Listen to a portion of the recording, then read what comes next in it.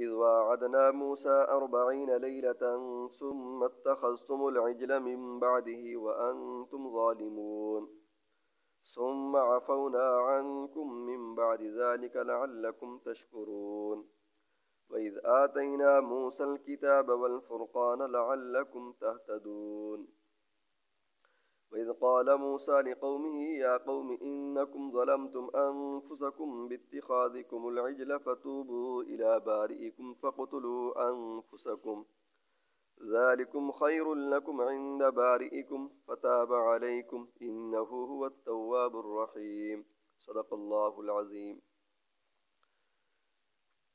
جس وقت اللہ تعالیٰ نے بنی اسرائیل والوں کو فرعون سے نجات دی اور یہ بحر کلزم عبور کر گئے، اس کے بعد صحرائے سینا ہے، یعنی ایک صحرائی علاقہ ہے، میدان ہے، وہ تقریباً 36 کلومیٹر لمبا ہے اور 24 کلومیٹر چوڑائی کے اندر ہے، بہت لمبائی ہے 36 کلومیٹر۔ اور 1976 کے اندر مصر اور اسرائیل کی لڑائی ہوئی تو اس کو یہودیوں نے قبضہ کر لیا، پھر اس کے بعد جنگ کے ذریعے سے مصریوں نے اس کو چھڑایا۔ اب بھی جو وہاں پر تیل نکلنے کی جو جگہ ہے اس میدان کی، وہ اور جو جنگی لحاظ سے اہمیت کا حامل حصہ ہے وہ اب بھی یہودیوں کے پاس ہے۔ تو اس صحرائے سینا کے اندر جب پہنچے اور اپنی آنکھوں سے دیکھ لیا کہ فرعون اور اس کا لشکر جو ہے وہ تباہ ہو چکا ہے، تو اب انہوں نے کہا کہ ہم چونکہ اللہ تعالیٰ نے ہمیں نجات دے دی ہے، ہم ایک باقاعدہ پوری قوم ہے، ٹھیک ہے جی، 12 لاکھ افراد پر مشتمل ہیں ہم، تو ہمارے لیے قانون کو، آئین کوئی جو ہے وہ اپنا ایک دستور ہونا چاہیے، کوئی ہماری شریعت ہونی چاہیے جس کے مطابق ہم زندگی گزاریں۔ ہماری جو ہے اگر کوئی لڑائی جھگڑا ہو جائے تو فیصلہ کرنے والی کوئی چیز ہونی چاہیے۔ تو اللہ تعالیٰ نے حضرت موسیٰ علیہ السلام کو فرمایا کہ آپ جو ہے 30 دن کا، پہلے 30 دن پھر 40 دن کا اعتکاف کریں۔ 30 دن کا کہا گیا تو یہ چلے گئے، جلدی کے اندر چلے گئے، روزہ نہ رکھا، تو پھر فرمایا کہ 10 دن مزید اعتکاف کرو، کہ اور اعتکاف کے اندر یہ ہے کہ دن کو روزہ رکھنا ہوتا ہے، آپ جانتے ہیں، اور جب روزہ رکھا جاتا ہے تو معدہ جب خالی ہوتا ہے تو ایک بو سی پیدا ہو جاتی ہے منہ کے اندر، اور وہ بو اللہ تعالیٰ کو جنت کی عنبر اور کستوری سے بھی زیادہ محبوب ہے۔ اس لیے جب انہوں نے روزہ کھول دیا تو وہ جو بو اللہ تعالیٰ کو پسند تھی، اچھی لگتی تھی، وہ ختم ہو گئی، تو فرمایا کہ 10 دن اور تم یہاں ٹھہرو۔ تو 40 دن کا اعتکاف کیا، اور 40 دن کے بعد تورات اللہ تعالیٰ نے دی، اور تورات کے اندر جو ہے روزانہ ایک تختی دی جاتی تھی، 10 تختیاں جو ہے اللہ تعالیٰ نے تورات کی حضرت موسیٰ علیہ السلام کو عطا فرمائی۔ اور یہ لفظ موسیٰ جو ہے یہ عبرانی زبان کا لفظ ہے، یہ اصل میں تھا میشا، می کا معنی ہوتا پانی، شی کا معنی ہوتا درخت۔ تو حضرت موسیٰ علیہ السلام کو جب ان کی والدہ نے، آگے آئے گا 20ویں پارے کے اندر، ایک صندوق کے اندر بند کر کے دریا کے حوالے کیا تھا، تو وہاں جب اٹھایا گیا جہاں سے تو وہاں ایک درخت بھی تھا، اس لیے درخت اور پانی والا جو ہے کہا جاتا ہے ان کو۔ تو پھر میشا سے عربی کے اندر اس کو موسیٰ کہہ دیا جاتا ہے۔ تو اسی کا تذکرہ اللہ تعالیٰ نے یہاں پر کیا ہے۔ اور اس کے بعد جب موسیٰ علیہ السلام بھی کتاب لینے کے لیے گئے ہوئے تھے، ایک اور واقعہ پیش آیا کہ پیچھے ساتھ سامری تھا، اور یہ بنی اسرائیل کے قبیلہ سامرہ، حضرت یعقوب علیہ السلام کے 12 بیٹوں میں سے ایک سامرہ بھی تھا، اسی قبیلے کا یہ آدمی تھا، اور اس کا نام موسیٰ بن ظفر تھا۔ یہ سامری لفظ اکثر آئے گا قرآن پاک میں، 2-3 جگہ پر آتا ہے۔ موسیٰ بن ظفر اس کا نام تھا، سامری اس کا قبیلہ تھا۔ تو یہ منافق تھا، مومن نہیں تھا۔ اس نے کیا کیا کہ وہ زیورات لے کر اس کو پگھلایا، ایک بچڑے کی شکل بنائی، اور اس کے اندر جو ہے وہ حضرت جبرائیل علیہ السلام کے قدموں کی اس کے پاس مٹی تھی، وہ اس کے اندر ڈالی، تو وہ ٹیں ٹیں کرنے لگے، یعنی اس میں سے آواز آنے لگی۔ جب آواز آنے لگی تو کہا کہ بھئی رب تو یہ بول رہا ہے، اس کے اندر بول رہا ہے رب۔ موسیٰ علیہ السلام کو تو پتہ ہی نہیں ہے وہ کہاں گئے ہوئے ہیں، کیسے ہیں، رب اس کے اندر بول رہا ہے۔ تو بنی اسرائیل والوں نے اس کی پوجا کرنی شروع کر دی۔ حضرت ہارون علیہ السلام جو موسیٰ علیہ السلام کے بھائی تھے چھوٹے، اللہ تعالیٰ نے ان کو بھی نبوت عطا فرمائی۔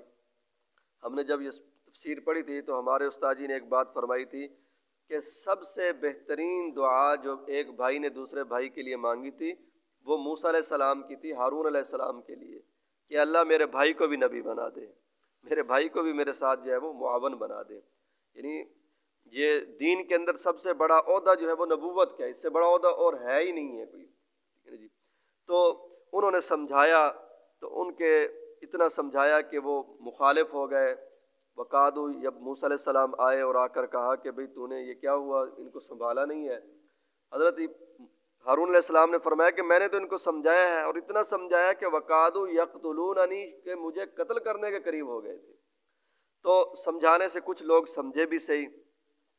تو اس طرح جو ہے وہ یہ جو ہے وہ پوجا پاٹ کہہ لیں یا بچڑے کی گو سالی کا جو ہے وہ طریقہ شروع ہو گیا۔ تو اسی سے بھی اندازہ لگایا جا سکتا ہے کہ لوگوں کے عقائد کتنے کمزور ہوتے ہیں۔ حدیث پاک میں آتا ہے جب دجال آئے گا لوگ اس کو کہیں گے، کوئی کہے گا کہ بھی یہاں اتنا عرصہ ہو گیا بارش نہیں ہوئی، اگر آپ کہتے ہیں کہ میں رب ہوں بارش برسائیں، تو وہ مسمرزم جادو کے ذریعے سے بارش برسائے گا۔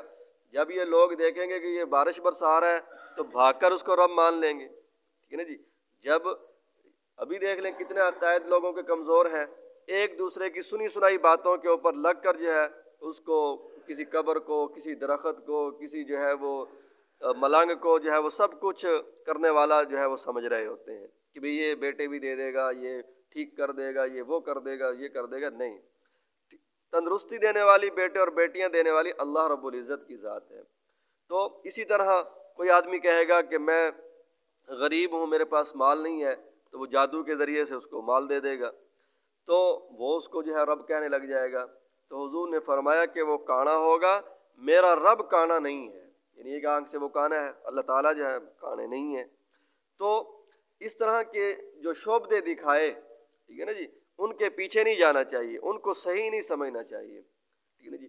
جو شریعت کے مطابق زندگی گزارے، جو حضور علیہ الصلوۃ والسلام کی سنت کا متبع ہو اور اس کے عقائد شرکیہ نہ ہو تو اس کی بات ماننی چاہیے، اور اس کی بات دل کے اوپر اثر بھی کرتی ہے۔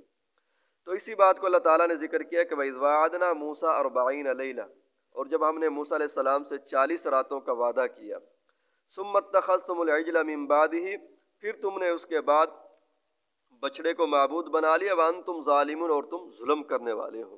شرک بھی ظلم ہے، اِنَّ الشِّرْكَ لَظُلْمٌ عَظِيمٌ، شرک سب سے بڑا ظلم ہے۔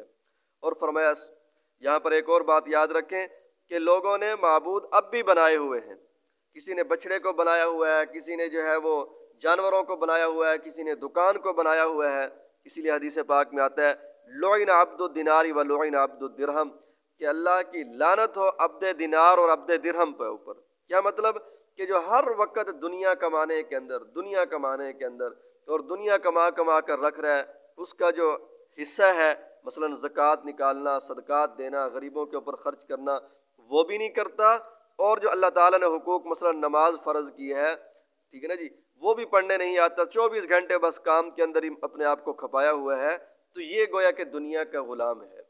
باقی جیسے وہ مولانا ارشاد صاحب فرما رہے دنیا تو ہم نے کمانی ہے، ٹھیک ہے نا جی، روزی کمانا بھی ہمارے اوپر فرض ہے، لیکن شریعت کے مطابق اگر ہم روزی کمائیں گے تو یہ عبادت ہوگی، اگر اس کے حقوق ادا نہیں کریں گے تو پھر جا کر ہم اس کو معبود بنانے والے ہوں گے۔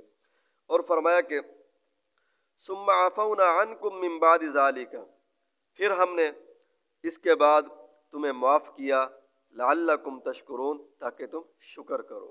پھر بھی اللہ تعالیٰ کی مہربانی دیکھو کہ معاف کیا۔ وَإِذْ آتَيْنَا مُوسَى الْكِتَابَ، اور جب ہم نے موسیٰ علیہ السلام کو کتاب دی، والفرقان، اور فرقان دی، ٹھیک ہے نا جی۔ فرقان کیا مطلب؟ کہ یہ تورات کی صفت ہے، حق اور باطل کے درمیان فرق کرنے والی ہے، سچ اور جھوٹ کے درمیان فرق کرنے والی ہے۔ قرآن پاک کے بعد سب سے زیادہ اونچا درجہ جو ہے وہ تورات شریف کا ہے، ٹھیک ہے نا جی۔ اس کے بعد انجیل ہے، پھر زبور ہے۔ تورات کا معنی ہوتا ہے قانون، ٹھیک ہے نا جی، جیسے قرآن پاک کے اندر اللہ تعالیٰ نے قوانین بیان کیے ہیں، میراث کے قانون ہے، فوجداری قانون ہے، قتل کے قانون ہے، ٹھیک ہے نا جی، تہمت اگر کوئی لگا دے اس کا قانون ہے، چوری کے قانون ہے، ٹھیک ہے نا جی۔ تو اسی طرح تورات کے اندر بھی تمام قوانین لکھے ہوئے ہیں۔ اور انجیل کا معنی ہوتا ہے بشارت، زبور کا معنی ہوتا ہے صحیفہ، تو انجیل کے اندر زیادہ تر بشارتیں ہیں، تو فرمایا کہ والفرقان، یہ کتاب کس لیے دی ہے؟ لعلکم تہتدون، تاکہ تم ہدایت پاؤ۔ وَإِذْ قَالَ مُوسَىٰ لِقَوْمِهِ، اس وقت کو یاد کرو جب موسیٰ علیہ السلام نے اپنی قوم کو کہا، اے قوم انکم ظلمتم انفسکم باتخاذکم العجل، کہ تم نے بچڑے کو معبود بنا کر اپنے آپ پر ظلم کیا ہے۔ فتوبوا الی بارئکم، تم اپنے پیدا کرنے والے کی طرف توبہ کرو۔ توبہ کا طریقہ کیا ہے بھائی؟ فقتلوا انفسکم، اپنے آپ کو قتل کرو۔ یعنی طریقہ یہ تھا کہ جن لوگوں نے بچڑے کی پوجا نہیں کی تھی وہ اپنے ان عزیزوں کو قتل کریں گے جنہوں نے بچڑے کی پوجا کی تھی۔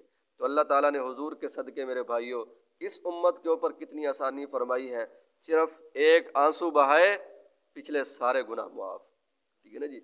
اگر آنسو نہیں بھی نکلتا، ٹھیک ہے نا، صرف شکل بنا لے کہ اللہ مجھ سے غلطی ہو گئی ہے، اے اللہ مجھ سے یہ لغزش ہو گئی ہے، تو مجھے معاف کر دے، تو فرمایا یبدل اللہ سیئاتہم حسنات، صرف گناہوں کو معاف نہیں کرتا بلکہ گناہوں کو نیکیوں کے ساتھ بدل دیتے ہیں، ٹھیک ہے نا جی۔ اور فرمایا ذالکم خیر لکم عند باریکم، یہ بہتر ہے توبہ کر لینا تمہارے پیدا کرنے والے کے نزدیک۔ فتاب علیکم، اس نے تمہارے اوپر توبہ کو ڈالا۔